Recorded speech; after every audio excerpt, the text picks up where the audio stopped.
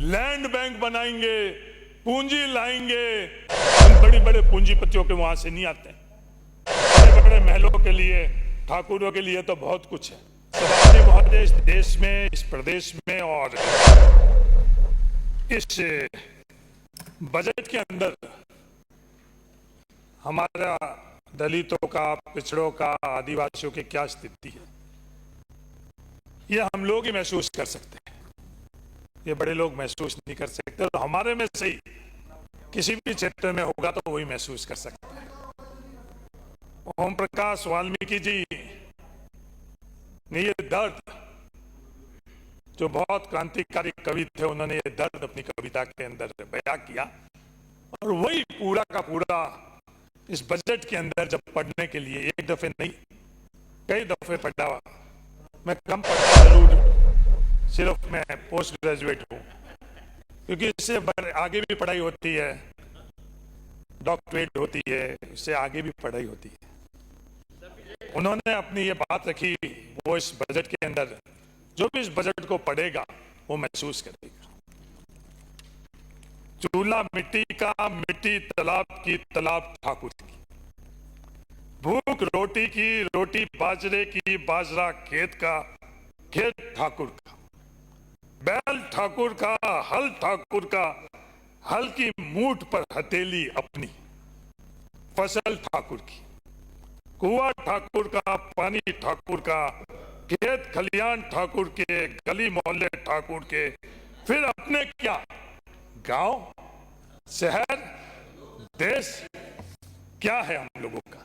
इस बजट के अंदर कुछ भी नहीं है, सब कुछ ठाकुर। सभापति महोदय, हर क्षेत्र के अंदर हम लोगों के साथ भेदभाव किया जाता, हम लोगों को कुचला जाता है। उसके बावजूद भी हमारे दर्द बयां करते हैं तो इस पर हंसी उड़ाई जाती। ये विडंबना है। किसी भी क्षेत्र में आप अगर संसाधन की गणना निष्पक्ष तौर पर करें, जो दुनिया की सबसे विश्वसनीय संसाधन की गणना करने वाली फोर्ब्स, उन्होंने जब भारत के अंदर संसाधन की गणना करी तो मिलियनर्स के अंदर 2013 के अंदर जब ऊंची जाति वालों के पूरे के पूरे संसाधन में 80.3% उन लोगों का है, और पिछड़ों का कितना, 17.8%। 5 वर्ष बाद 2019 के अंदर वो बराबर होने की जगह वो और बढ़ा, 81%, 4% उन ऊंची जातियों वालों का, और जो पिछड़े वालों का 15.2%। वो रफ्तार अगली बार जब चोट पड़ी, जब वोट की चोट अगली बार हम लोगों को वापस पड़ी पिछड़ों को, तो वो और तेज गति से, जो आखिरी के अंदर जो आंकड़े आए 2022 के अंदर 78.4%, और पिछड़ों का कितना, 9%। 80% से 88% का सफर पिछले 5-7 सालों के अंदर। और हम लोगों को क्या, ओबीसी पिछड़ों का क्या, 17.8%। सब किसका, ठाकुर का। नौकरियों में क्या हालात, किसी भी संदर्भ में नौकरियों की अगर गणना करें, नौकरियों के अंदर वो की वो हालात। रोस्टर के नाम पर क्या खेला खेला जाता है। बड़े बड़े वकीलों को खड़ा कर कर न्यायपालिका के माध्यम से हम लोगों को अगर कहीं हम लोग राहत लेना चाहते तो हम लोगों को नहीं मिलता है। कहीं भी आप देख लो, किसी भी नौकरी में देख लो। मेरे से पूर्व वक्ता ने जब किसी और जगह से बात करी शुरू के अंदर, तो उनकी बात अलग थी, क्योंकि वो दिमाग से थी। अंत के अंदर उन्होंने बात दिल से करी, तो अंत के 2-3 मिनट इन्होंने पूरी की पूरी हकीकत बयां करी। जो RUH के अंदर जो नौकरियां निकाली गई, उसमें क्या हालात कर रखे। कुल जो पद थे 148, उसके अंदर ओबीसी के सिर्फ 17, SC के सिर्फ 4, ST के सिर्फ 4, और NBC के 0। ये हर नौकरी के अंदर ये चीज हो रही है। कहीं भी आप देख लो, निष्पक्ष तौर के ऊपर दैनिक भास्कर ने जब इसकी आकलन किया तो उन्होंने खुद ने अपने अखबार के अंदर 16 7 के अंदर के 18 मुख्य विशेष और SC/ST के वर्ग की कुल 134 पद हुए कम, आरक्षण नियमों की नहीं की गई पालना। हर बार ये हुआ। माइनिंग इंजीनियर के अंदर भी जब विज्ञप्ति देखी तो 67 पद होने चाहिए, 67 पद के जगह OBC को सिर्फ 20 पद। ये अहंकार नहीं रखोगा, कहीं कमी हो गई है, गलती हो गई। तो मेरी सरकार से ये निवेदन है कि सरकार में बैठे वालों से भी ये निवेदन है, आप आवाज उठाओ। हम लोग भी सरकार में तभी आवाज उठाई, और वो आवाज उठाने के बाद में वनपाल की भर्ती के अंदर जब सही रोस्टर नहीं था, उसमें संशोधन कर वापस सही रोस्टर कर और उसके अंदर भर्तियों के अंदर वापस संशोधित भर्ती निकाली गई। सिर्फ वनपाल की बात नहीं है, वनपाल की जो प्रथम विज्ञप्ति थी और बाद में भी वो आप देख लो, RPSC के अंदर देख लो, जो 2022 वाली RPSC की थी उसमें शून्य, और उसको वापस संशोधन करा। तो मेरा नम्र निवेदन है कि जो ये रोस्टर के नाम पर सभापति महोदय, इस व्यवस्था के ऊपर इतनी बड़ी प्रहार कोई नहीं कर सकता जो रोस्टर आज राजस्थान के अंदर नहीं बना हुआ है। बड़े गरूर से ये बोल रहे थे लैंड बैंक बनाएंगे, पूंजी लाएंगे, जो मल्टीनेशनल कंपनीज हैं उन लोगों के लिए, सोलर के लिए, उनके लिए तो जमीन चिन्हित कर 1-1 इंच जमीन चिन्हित हो रही है। पर जो नौकरी के अंदर जो रोस्टर बनाने के संदर्भ के अंदर इतनी बड़ी फौज सरकारी कर्मचारियों के इन सरकार के अंदर है, उसके बाद भी संविदाओं के अंदर, उसके बाद एडवाइजर के नाम पर कितने लोग लेकर आई, पर ये रोस्टर आज भी राजस्थान सरकार का नहीं बना हुआ। और इसकी चोट सिर्फ और सिर्फ किसको? पिछड़ों को, SC को, ST को और NBC को। सभापति महोदय, और तो और जो पहले व्यवस्था हुआ करती थी रिमार्क्स की कि कोई भी भर्ती होती थी उसके बाद में उसका किस वर्ग से है, उस वर्ग के लिए अनिवार्य तौर के ऊपर था, और यह कोई सरकारी फैसला नहीं था। यह सुप्रीम कोर्ट ने RK सब्बरवाल बनाम स्टेट ऑफ पंजाब व यूनियन ऑफ इंडिया के 10/2/1995 के अंदर यह फैसला किया था कि आपको वर्ग को अंकित करना जरूरी है। पर सभापति महोदय, इस प्रदेश का दुर्भाग्य है क्योंकि कोई आवाज नहीं उठा रहा है। सब लोग लगे हुए हैं, पता नहीं अलोकतांत्रिक ढंग से जो कैबिनेट की जगह किसकी सरकार, कि ये ठाकुर का मामला है, यही मैं कहना चाह रहा हूं। और 2000 आज के समय के अंदर सभापति महोदय, आप रोक सके तो रोक दो, और अगर आप कहो तो मैं बैठ जाऊं। इनको बोलने का अवसर मिलेगा, या तो आप अपने खुद के मंत्री को अयोग्य मानते हो, वो जवाब देने योग्य नहीं है, इसलिए उनकी जगह आप खड़ा होकर और क्या करना चाहते हो, तो ये बात कह दे कि मंत्री की जगह आप इसका जवाब दे देना। ये व्यवस्था भी हो सकती है अगर ये इस तरह का करेंगे। सभापति महोदय, ये जो कैटेगरी 2021 के अंदर कैटेगरी नहीं लिखी गई है, ये किसके साथ अन्याय, इनका मंशा क्या है? ये RS के अंदर जो हम लोगों का हक है, किसी ने भीख नहीं दी है, सुप्रीम कोर्ट के आदेश से सरकारी हक हम लोगों का, और आप लोगों ने वो हक छीना। ये हक छीन नहीं सकते आप, इसको संशोधन करवाओ। सभापति महोदय, जो SI की 2021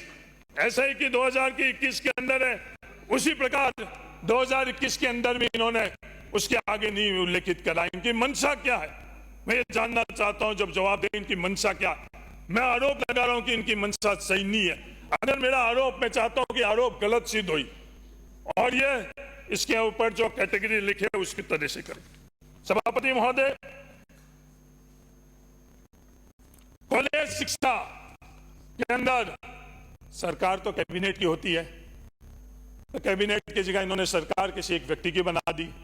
चलो, व्यक्ति की बना दी, और वो व्यक्ति जो मुख्यमंत्री है वो क्या कह रहे हैं कि 65 वर्ष उम्र की जाएगी।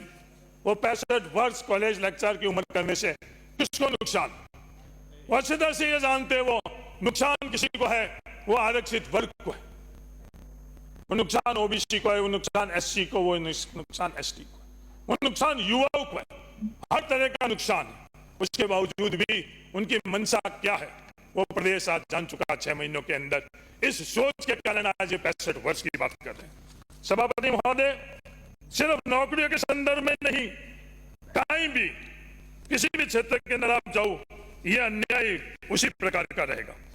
सभापति महोदय, मेरे बड़े विद्वान, मेरे पड़ोस के विधायक, आहोर के सम्मानित विधायक ने कहा कि मैंने बजट नहीं पढ़ा। 10 बार बजट पढ़ने के बावजूद भी बजट नहीं पढ़ पाया, तो हाँ, दानी से आने वाला व्यक्ति हूं, बजट नहीं पढ़ पा रहा, कि मेरे ज्ञान के अंदर कुछ कमी है। उन्होंने ये बात का उल्लेख किया सभापति महोदय, इस बजट के अंदर बहुत कुछ मिला है, बहुत कुछ। उन्होंने वो श्रेणियां भी बताई। 2,90,000 करोड़ इस प्रदेश को मिलने के अंदर उन्होंने 3-4 श्रेणियां बताई कि अनुसूचित जाति अनुसूचित जनजाति के विकास के लिए 1500 करोड़। उन्होंने वो श्रेणी बताई, वंचित वर्ग आबादी के आधारभूत संरचनाओं के लिए 200 करोड़, टीएसपी एरिया के लिए 75 करोड़, SC, ST, OBC, सफाई कर्मचारी, अल्पसंख्यक समुदाय के लिए 100 करोड़। सभापति महोदय, मेरी तो पोस्ट ग्रेजुएशन सिर्फ इकोनॉमिक्स में है, तो मेरे को इतनी ज्यादा अगर इसमें गणना में कमी आ गई है तो वो बता देना, या पूरी की पूरी जब गणना की जाती, गिनती की जाती है, तो 1875 करोड़। 2,90,000 करोड़ के अंदर 1875, और ये मैं नहीं कह रहा हूं, इन्होंने खुद ने ये बात करी।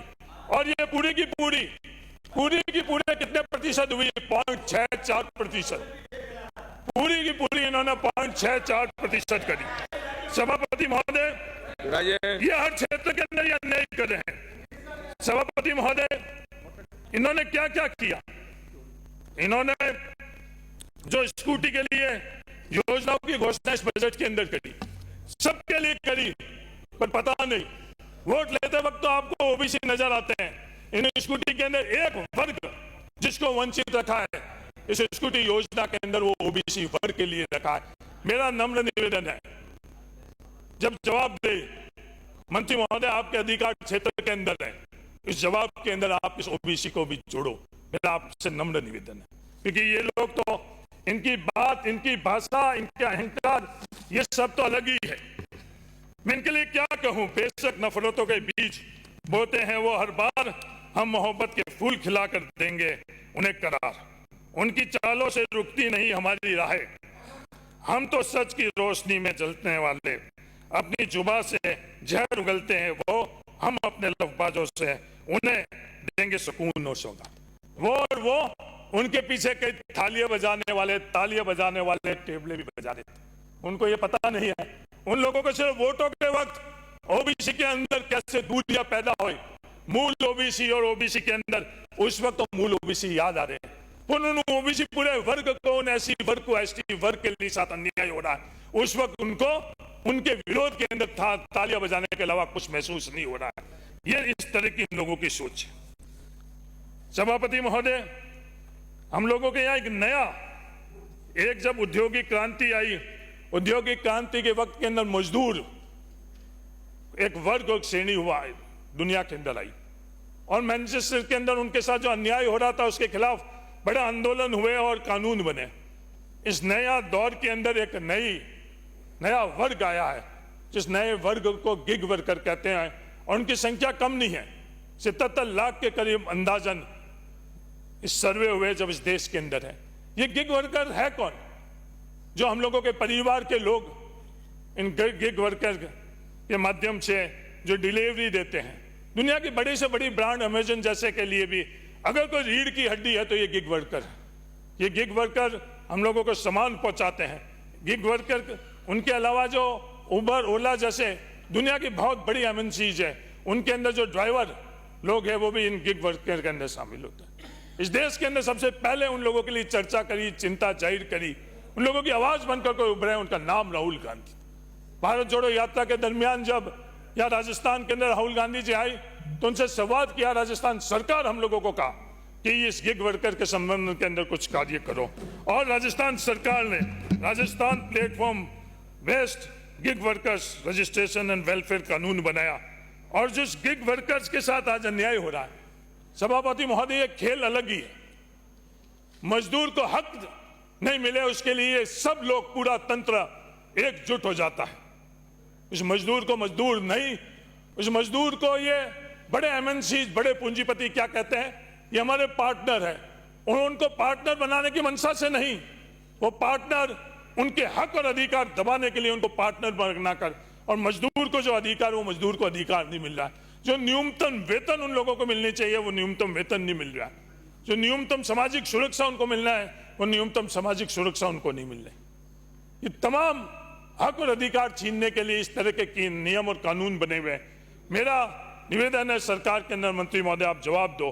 उस वक्त इन जो गिग वर्कर है, हमारे परिवार के गिग वर्कर हैं, इन गिग वर्कर्स के लिए कानून बनाकर इनको हम लोग इनकी पहचान के साथ साथ इनको अधिकार कैसे देंगे, उसकी घोषणा आज सदन के अंदर करो, जिससे आज लाखों जो गिग वर्कर राजस्थान के अंदर हैं उनको अधिकारों को हम लोग संग करें। सभापति महोदय, मैंने आज सुबह भी निवेदन किया था सिलिकोसिस के संदर्भ में। सिलिकोसिस के संदर्भ में क्यों नहीं आवाज उठती है? क्योंकि 90, 95, 99% वो किस वर्ग से आते हैं? वो पिछड़ों से आते हैं, वो दलितों से आते हैं, वो आदिवासियों से आते हैं। इन बड़ी बड़े पूंजीपतियों के वहां से नहीं आते हैं। वो आज बातें होती है डीएमएफडी फंड के लिए, उस गरीब की क्या स्थिति है? पिछले सप्ताह के अंदर ही में पाटौदी के अंदर एक मजदूर के वहां, वो आज सिलिकोसिस के कारण सभापति महोदय खुद सांस तक नहीं ले पा रहा है। जो कोविड के वक्त के अंदर बड़े बड़े लोगों के वहां जो ऑक्सीजन प्लांट लगे रहते थे, उस गरीब के वहां उस ऑक्सीजन प्लांट के माध्यम से वो सांस ले रहा है। उसका बुजुर्ग बाप, 85 साल का बुजुर्ग बाप, उसके परिवार, उसके 2 बेटी, उसकी पत्नी और उसकी मां को 2 वक्त की रोटी कैसे मिले, उसका भरण पालन करने के लिए वो मजदूर का बाप 85 साल का उस घर के अंदर नहीं था। हम सबके माता पिता उस उम्र के अंदर घर में जितना हम लोगों से बन पाता है उनकी सेवा करते हैं, उनको संसाधन हम मुहैया करते हैं। पर उसकी मजबूरी कि वो सिलिकोसिस के बीमार होने के कारण आज 85 वर्ष के अंदर अगर वो मजदूरी में नहीं जाए तो उसका घर के अंदर 2 टाइम का चूल्हा नहीं चले। पूरा 1 साल से ज्यादा हो गए। आप दोषारोपण लोगे, ये कांग्रेस करोगे, बीजेपी करोगे, इधर की पक्ष की बात करोगे, विपक्ष की बात करेंगे, पर उस गरीब का चूल्हा कांग्रेस बीजेपी नहीं देखता है। उस गरीब की थाली कांग्रेस बीजेपी नहीं देखती, पक्ष ना पक्ष नहीं देख रही है। वैसे सिलिकोसिस से बीमार होने वालों के लिए हम लोग कोई भी और प्राथमिकता नहीं है। सबसे पहले कोई प्राथमिकता है उस मजदूर के अंदर भी, जो आज सबसे बड़ा मिनरल के डिपॉजिट का है पूरे देश के अंदर, सबसे ज्यादा राजस्थान में। उसके ऊपर कितना खेला खेला जा रहा है, कितना विवाद हो रहा है, क्या क्या संसाधन की लूट हो रही है, पर उस गरीब मजदूर की लिए हम लोगों के पास न्यूनतम जो हम लोग उसको दे रहे हैं 3 लाख रुपए, बीमार होने के बाद में वो 1 साल हो गया, उन गरीब लोगों को नहीं मिल रहा है।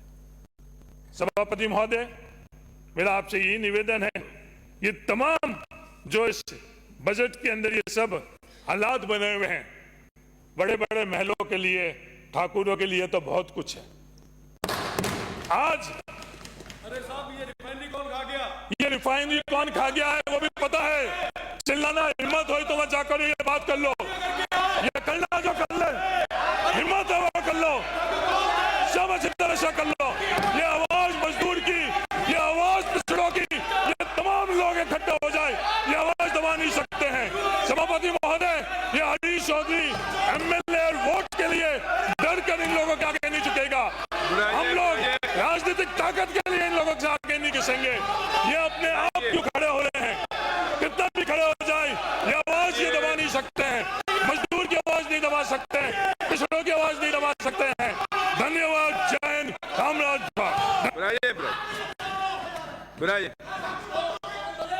श्री अर्जुन लाल जिनकर।